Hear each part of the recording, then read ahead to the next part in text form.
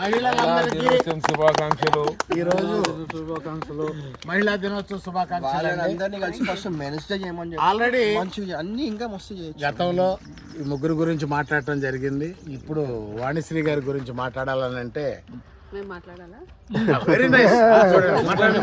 ఇంకా వాణిశ్రీ గారు మాట్లాడతారు. ఇప్పుడు ఒకసారి చెప్పండి మీ యొక్క మహిళా దినోత్సవం సందర్భంగా ఈ సత్కారం చేసినందుకు అందరికీ ధన్యవాదాలు. Thank you very much. అయితే మహిళా దినోత్సవం అంటే ఈ ఒకరోజు గౌరవించడము లేకపోతే ఈ ఒకరోజు సమానంగా చూడడం కాదు. మహిళలు కూడా ఏమంటారు, మహిళలని గౌరవించాలి అని చెప్పేసి మహిళా దినోత్సవం అనేది మనం జరుపుకుంటున్నాము. మహిళలు ఈరోజు రేపు బయటికి వెళ్ళి ఉద్యోగాలు చేసి కష్టపడి సంపాదిస్తున్నారు.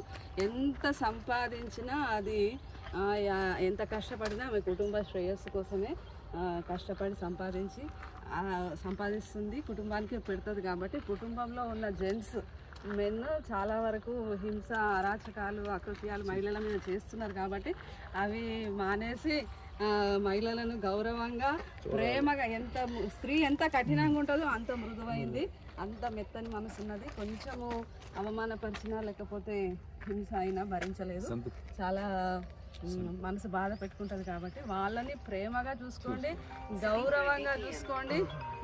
ఆమె కష్టం అంతా కుటుంబానికే.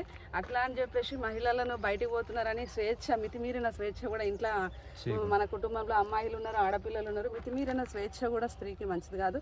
ప్రకృతి పరంగానే పురుషునికి స్త్రీకి కొన్ని ఫిజికల్గా భేదాలు ఉన్నాయి.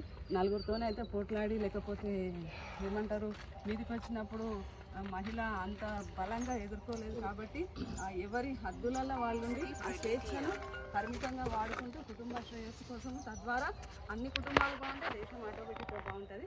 కాబట్టి ఇది గమనించి అందరూ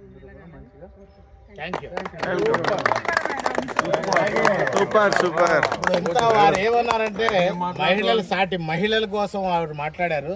కానీ ఈ మహిళ గురించి కూడా చాలా ఎక్కువ ఉన్నది చెప్పాలంటే.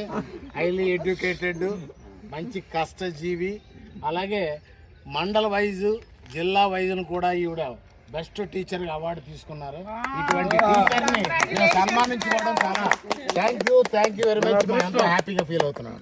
Right, congratulation madam.